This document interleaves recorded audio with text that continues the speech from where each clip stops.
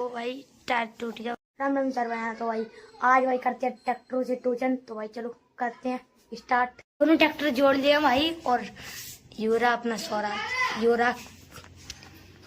तो भाई करते हैं टोचन। भाई बराबर वेट नहीं हुआ है क्योंकि इसमें कम है इसमें ज्यादा है। तो देखते हैं क्या देता है। भाई ये इधर है ये इधर है। बस इसमें पूरी मोटर और दो ये इधर है और इसमें ये भरा इस बराबर है। तो भाई करते हैं टोचन फिर स्टार्ट। तो भाई करते हैं स्टार्ट।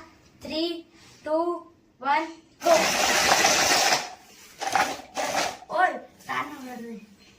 और भाई ले चुका है ब्रोक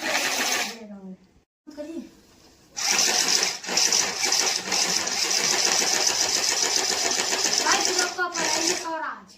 और भाई अब करते हैं चालू। भाई इसका टूट गया भाई टायर। देखो भाई टायर टूट गया भाई। ये निकल गया है भाई। अब इसे ऐसा मारते हैं। तो भाई इससे मारते हैं हम स्टैंड।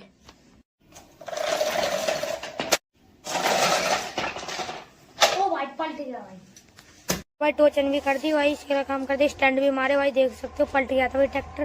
भाई मिलते हैं भाई नेक्स्ट वीडियो में। तो भाई